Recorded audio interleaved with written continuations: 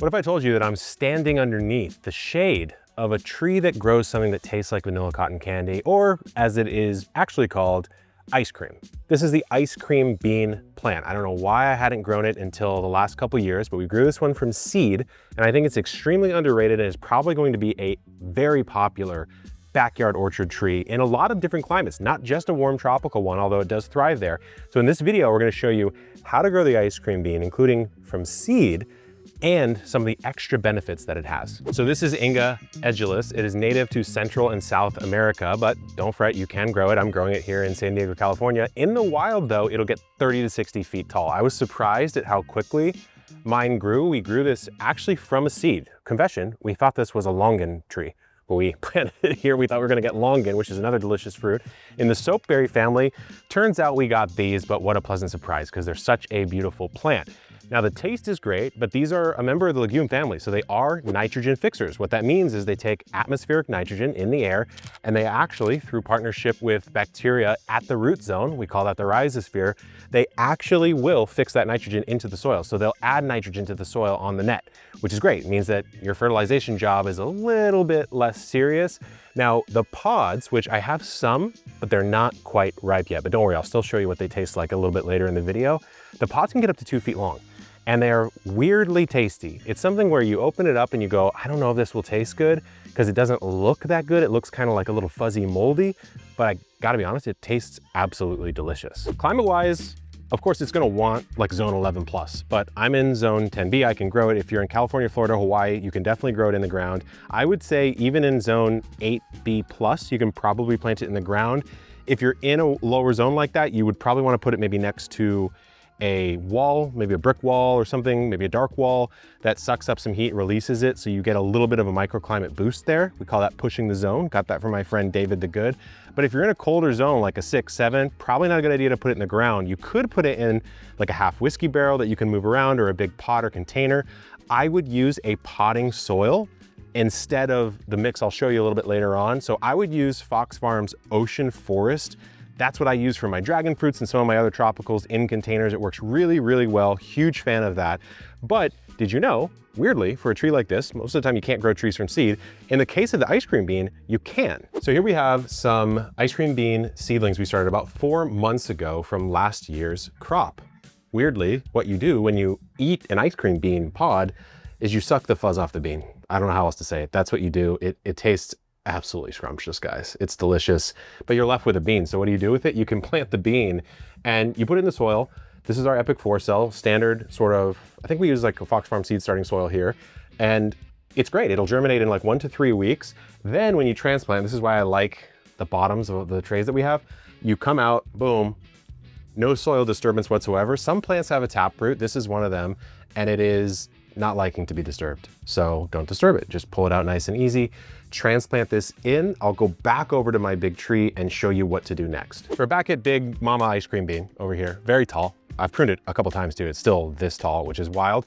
What we did is we put a tree surround down here, which is a small sort of upraised raised bed just to contain it a little bit. I don't need it to be 30 to 60 feet tall, so I'm okay to hamper its growth just a touch, especially if I'm planting it in the ground in my climate. We put in some of this stuff, the Fox Farm raised bed mix. It's really good. It's fantastic, in fact, and that's pretty much all you need to do. You can throw some compost on top throughout the season. Once or twice is probably enough. Remember, it's a nitrogen fixer. It doesn't really need extra nitrogen because, of course, it makes its own nitrogen. What you can do, though, is add some fruit and flower fertilizer in this phase. You can see some of these flowers are starting to form beans. You saw some beans earlier. You can sprinkle a little bit of that on at the base of the raised bed, water that in and boost it.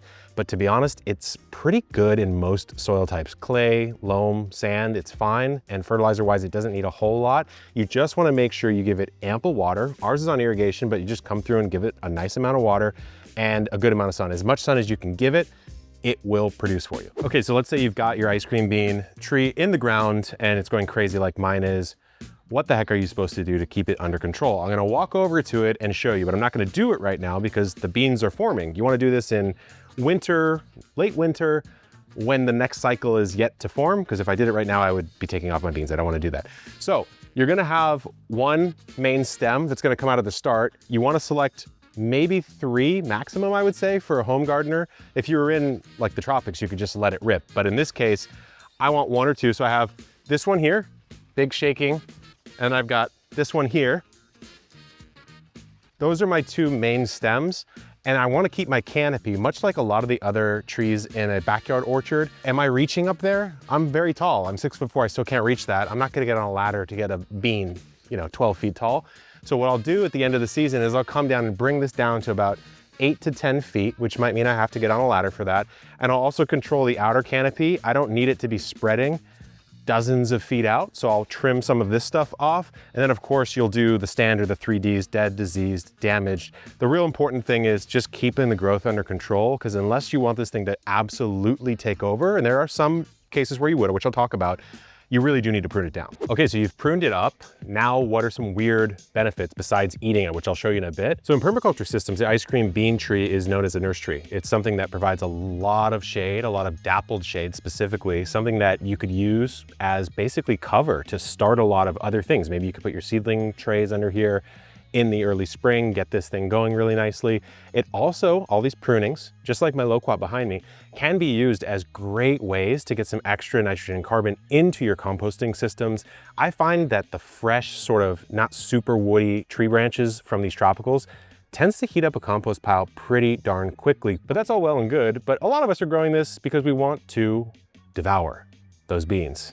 Well, the fuzz around the beans. We want to suck the bean, okay? So we're gonna go back to last year when I had a delicious harvest, and I'll show you what it tastes like. Boop. Just crack open the pod along the seam. Wow, that was actually cool. Let's see what we got. Ooh! So you're supposed to take the pulp and suck it off the seed. Let's find out. Ooh, that is really good. There's the ice cream bean, my friends. If you like growing trees and you want to get your orchard started, I highly recommend checking us out. We ship over 100 varieties of fruit trees directly to your door now at shop.epicgardening.com.